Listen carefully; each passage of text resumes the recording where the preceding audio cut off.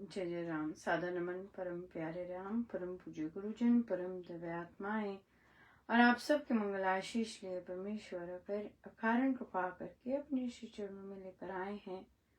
उनका बारंबार धन्यवाद, अनंत अनंत बार धन्यवाद, अनंत बार धन्यवाद।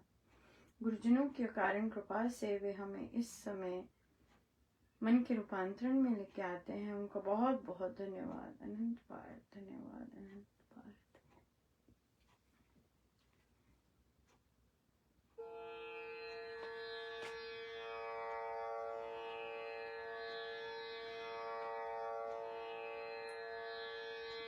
रामा रामा रटते रटते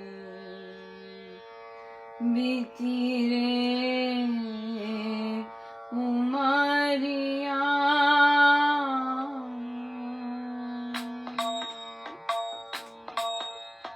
रामा रामा रटते रटते बीती रे उमरिया। रामा रामा रटते रटते बीती रे उमरिया।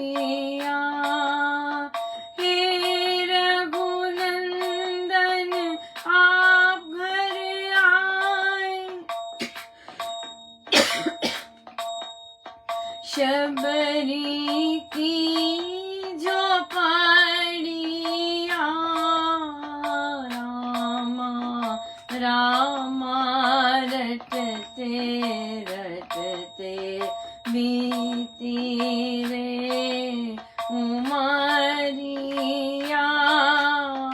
रामा रामा रटते रटते बीती रे उमरिया।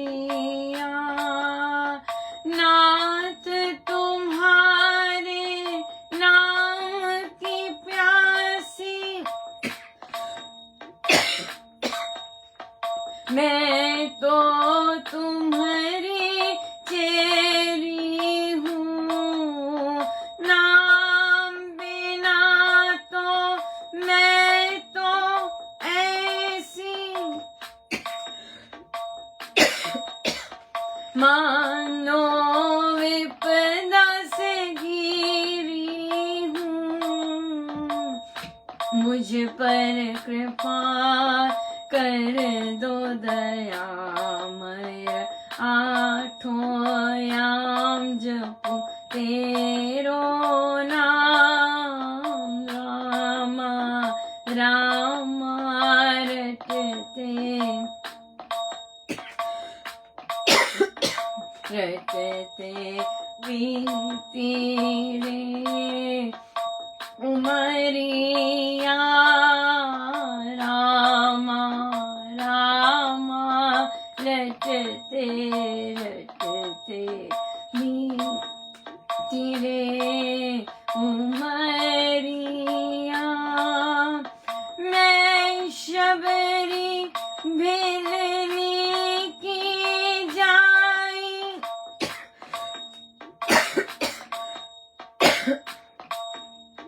केवल तुमको जानू रे।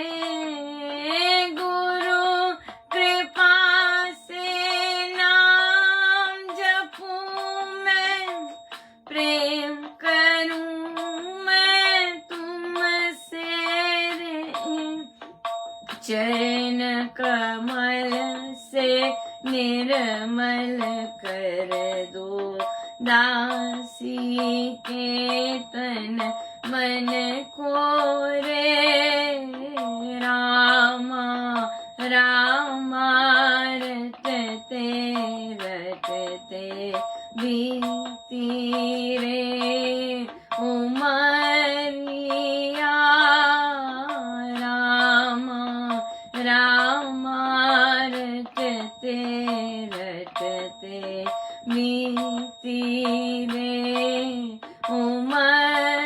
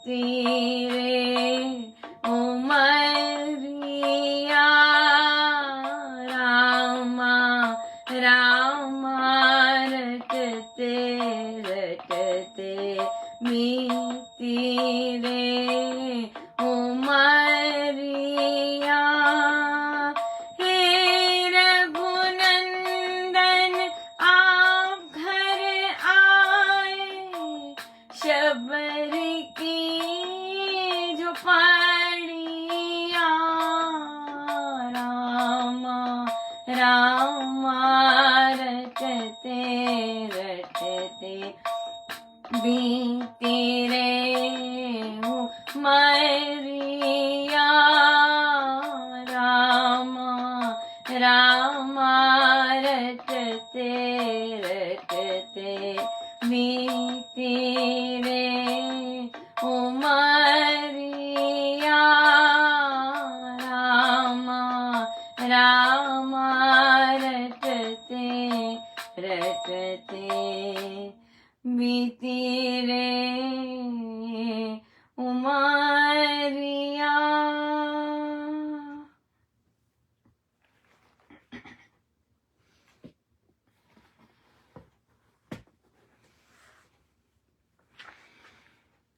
श्रीमद् भगवद गीता भाषा जी, पृष्ठ 68। ऐसे शंकाशील अन्य कुछ नहीं है।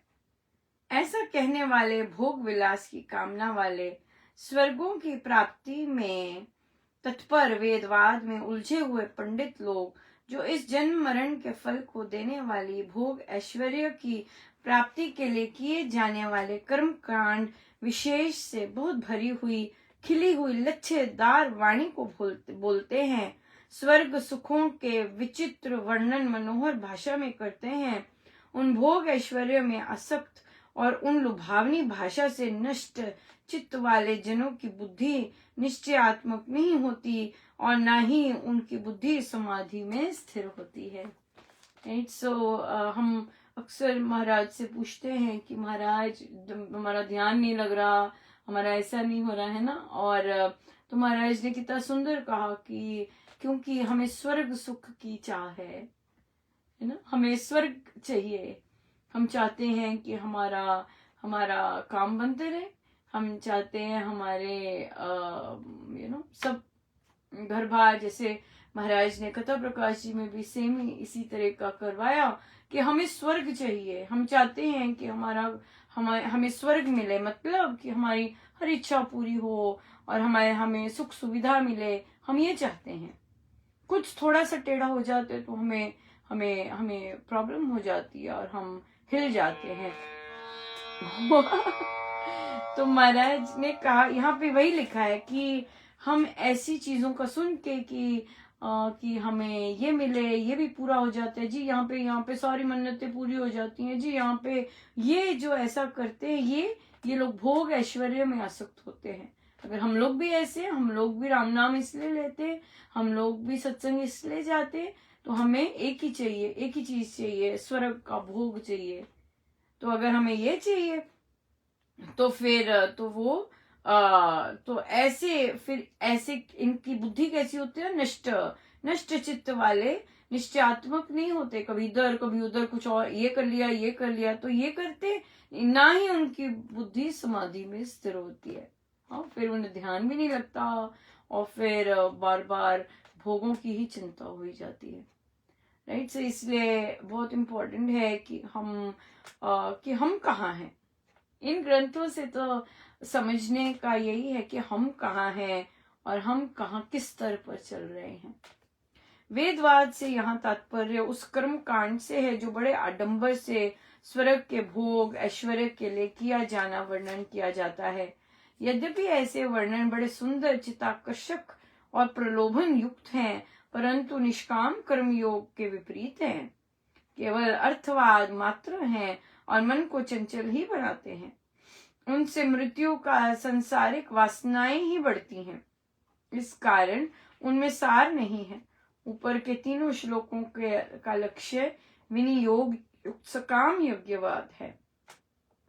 ऐसे स्वर्ग के सुखों की कामना करने वाले सकाम कर्मियों का निश्चल नहीं होता है। ईश्वर भक्ति में उनकी दृढ़ श्रद्धा नहीं होती है। उन्हें तो अपने बस स्वर्ग भोगों से ही मतलब है और उनको कुछ नहीं चाहिए, कोई सरोकार नहीं है। उन्हें उनके भोग मिलते जाएं, उससे मतलब है और उनकी दृढ़ श्रद्धा नहीं होती है। ईश्वर भक्ति में उनकी दृढ़ श्रद्धा नहीं होती है। हे अर्जुन, यज्ञ विधायक वेदवाद 3 गुणों से के विषय वाले हैं, सत्व, रज और तम इन गुणों युक्त फलों की प्राप्ति का उपदेश देते हैं। तू तीनों गुणों से अतीत हो जा, निष्काम कर्म से ब्राह्मी अवस्था में स्थिर हो। तू सुख दुख आदि द्वंद्वों में से रहित हो, सदा शुद्ध भाव में रहे। किसी वस्तु के प्राप्त करने और प्राप्त पदार्थ के संभालने के बखेड़े से निश्चिंत हो और आत्मपरायण हो जा।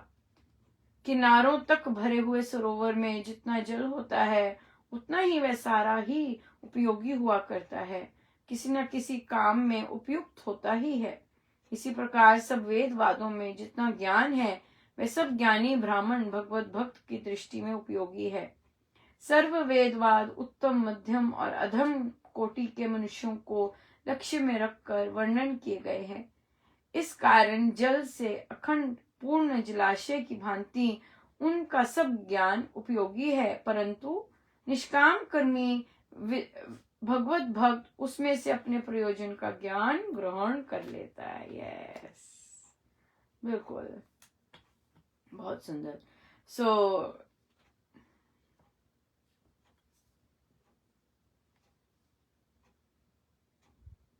वेदवाद में जितना ज्ञान है और जो निष्काम कर्मी है, जो उसको चाहिए होता है, जिससे उसका सरोकार है, वो सब ले लेता है, बाकी उसको कोई लेना देना नहीं, राइट। या फोकस बहुत इम्पोर्टेंट है। फोकस हम जितना कर सके करें तो बहुत ही सुंदर है। आज जब योग की बैठक थी और तो उसमें प्रश्न आया, आज राखी भी है तो राखी पे प्रश्न ले लेते हैं। प्रश्न आया कि हमारे रिश्तेदार हैं, कजन हैं, पास ही में रहते हैं, वे हमें पसंद नहीं करते हैं और हमें भी वह इतने पसंद नहीं है, लेकिन क्या करते हैं, वे जब मन करे राखी पे आ जाते हैं। तो और फिर हम जब और फिर टॉन्ट मारेंगे और फिर गलत नेगेटिव बोल के फिर ऐसा सारा त्योहार ऐसा कर देते हैं। तो हम क्या करें? तो देखिए जब वो आते हैं तो चाय पानी दीजिए, मिठाई दीजिए और बैठ जाइए। ठीक है, बैठ जाइए, कुछ मत कीजिए। जब वे कहें कि अरे भाई राखी नहीं बंधवानी आज, तो उठिए और राखी बांध दीजिए। That's it. खुद जाके आगे आगे होकर खुद ही राखी बांधें और फिर मन भी नहीं कर रहा बांधने का, और फिर तो इसलिए जिस भी साल आए चुप करके बैठ जाइए और चाय नाश्ता करवाइए, बस दैट्स इट। जब अगला कहे कि अरे भाई बांधो भाई बहन, बांधनी नहीं है क्या इस बार, तब उठो और चुप करके बांध दो। आए हैं इसका मतलब ये नहीं कि बांधनी है, कहेंगे तो बांध देंगे और नहीं कहा तो ठीक है, राइट। क्योंकि वो जबरदस्ती आते हैं, उन्हें बुलाया नहीं होता, किसी ने इनवाइट नहीं किया होता, जबरदस्ती आते हैं और ऊपर से गलत मलत बोलना है। सो ये सब क्या है, ढकोसला ही है ना फिर। और तो इसलिए आराम से बैठ जाओ और फिर बोले अगर बांधनी नहीं है तो आराम से बोल दो, अरे या फिर राखी ही ना लाओ और बोल दो कि भी राखी नहीं लाए इस बार, तो रखी नहीं, एक भाई है उसको बांध दी, बस ठीक है, खत्म, बाकियों को रखी नहीं।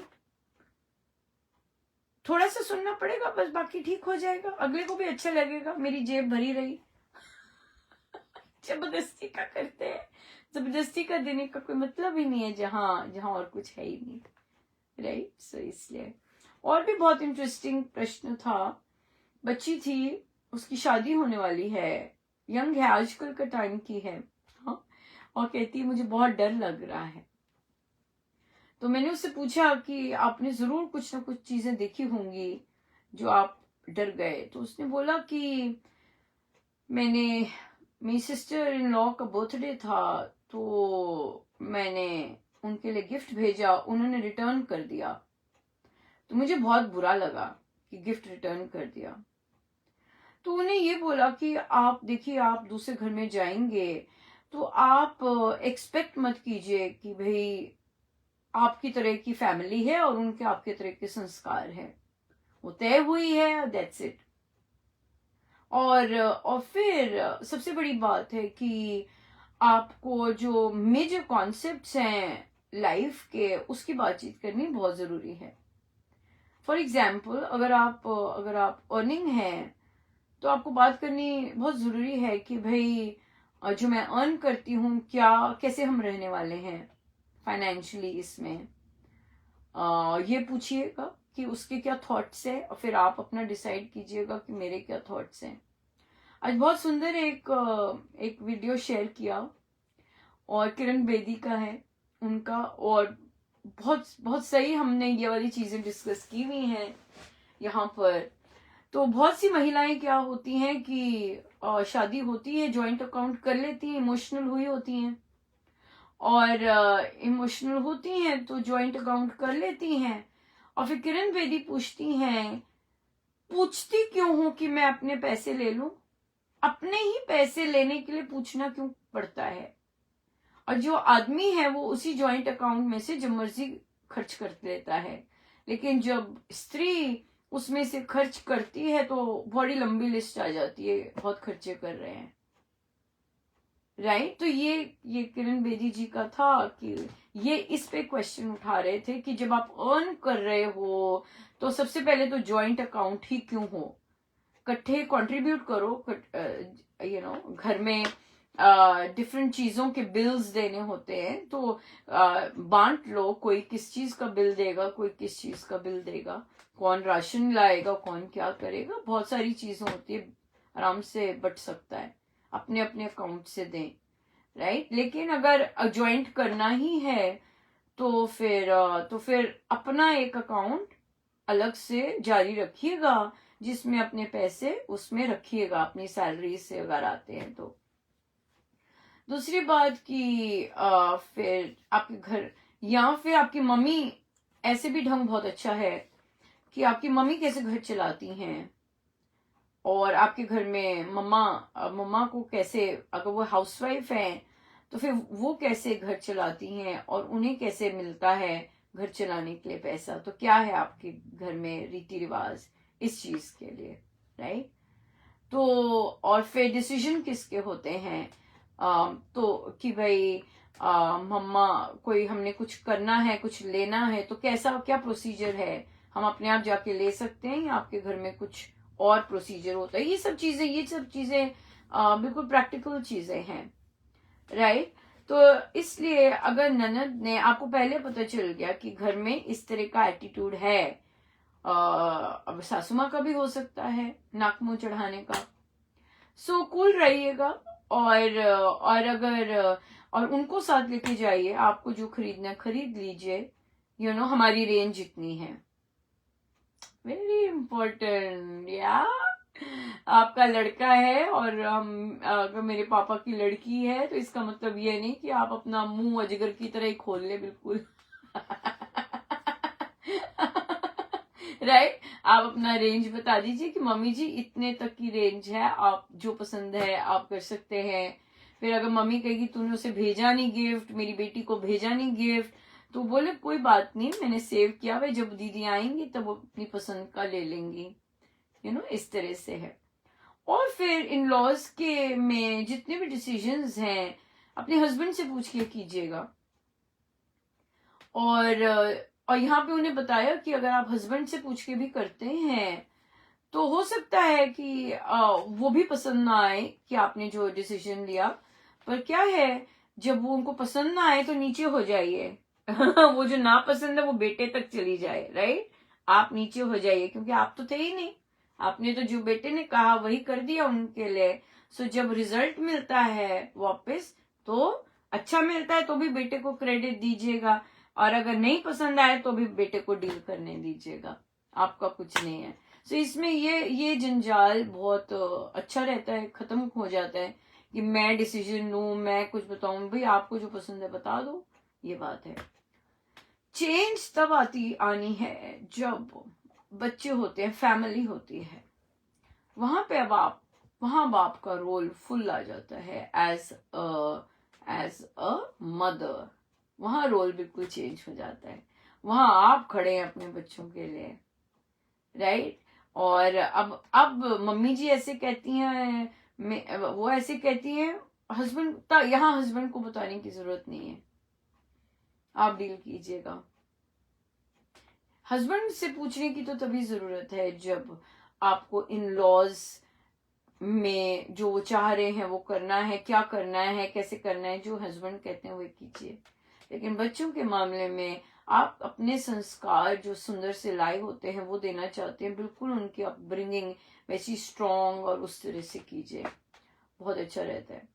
सो इसलिए, और अगर आप पूजा पाठ करते हैं तो फिर उसका ढिंडोरा पीटने की जरूरत नहीं है, राइट। और आराम से कीजिएगा, जिस तरह अपना नहाने का रूटीन है, ब्रेकफास्ट करने का रूटीन है, उस अपना ब्रश करने का रूटीन है, उसी तरह से सहज रूप से अपनी साधना कीजिएगा। अगर करते हैं तो प्रभु का नाम लेते हैं। और और अगर कोई पूछता है ये क्या कर रही हो, it's normal, it is normal. जिस तरह मैं ब्रश कर रही हूँ वैसी इसी तरह ये भी कर रही हूँ, that's it, nothing nothing nothing much, right. उस चीज को बिल्कुल डाइल्यूट रखिए। और क्योंकि इमोशनल होती हैं महिलाएं, ज्यादा इमोशनल होती हैं तो सारा का सारा उगल देती हैं। मैं महिलाओं की ही बात कर रही हूँ क्योंकि महिला ने ही प्रश्न पूछा है, सो इसलिए वो बहुत बहुत अच्छा रहता है। और फिर या सो लाइफ सिंपल, बड़ी सुंदर है। सिंपल फॉर्मूला यूज कीजिएगा। इन लॉज का से डील करना है, जैसे हस्बैंड कहें बिल्कुल वैसे कीजिएगा। हस्बैंड ज्यादा जानते हैं अपनी फैमिली को, वैसे कीजिएगा, जो वो चाहते वैसे कीजिएगा। अपना जब आता है तब अपना कीजिएगा। बट वो तभी हो सकता है जब हमारा माइंड सेट, हमारा सब कुछ बहुत सुंदर रहे, राइट। हमारा माइंड सेट बहुत पॉजिटिव है, हमारा माइंड सेट कनेक्टेड है, तब हमारी अपब्रिंगिंग डिफरेंट होती है।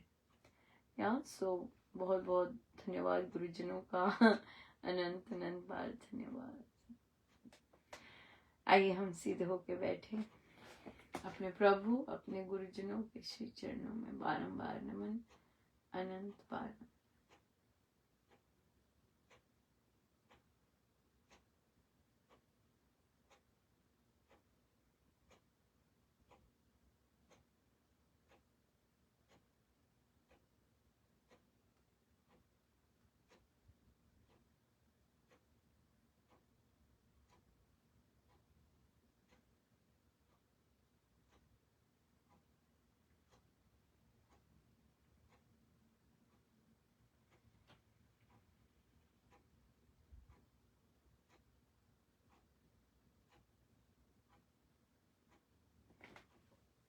सब गुरुजनों का उनके श्री श्री चरणों में जय जय राम, जय जय राम, जय जय राम।